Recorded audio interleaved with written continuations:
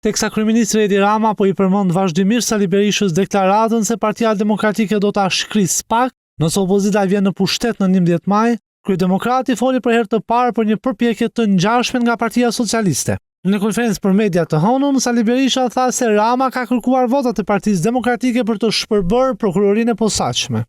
Nga burimet diplomatike dhe burimet tjera është ngritur kjo çështje të përpjekjeve të tij për të bashkuar votat me PD-n dhe kjo nuk mund ndodhte.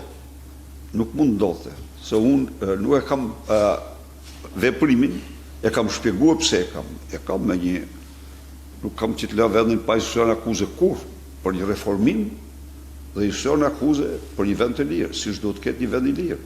Në fokus të palëve tashmë nuk është vetëm drejtësia, por edhe emrat e kandidatëve. Teksa jemi pak më shumë se 48 orë larg dorëzimit të listave në Komisionin Qendror të Zgjedhjeve, Sali Berisha tha se primarët kanë vendosur shumicën e emrave. Për kandidaturat e kanë patur, siç e keni pa vetë, antarësia e Partisë Demokratike në primare të organizuara në përgjegjësinë direkte të udhëheqësit të qarkut.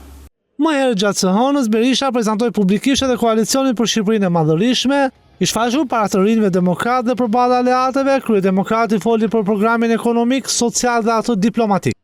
Ky koalicion që inaugurohet sot, që paraqitet sot para shqiptarëve,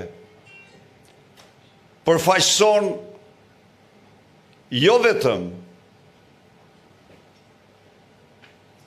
shumicën absolute në distancë të qytetarëve shqiptar, por përfaqëson në distancë elitën politike dhe të gjithanshme të kombit shqiptar.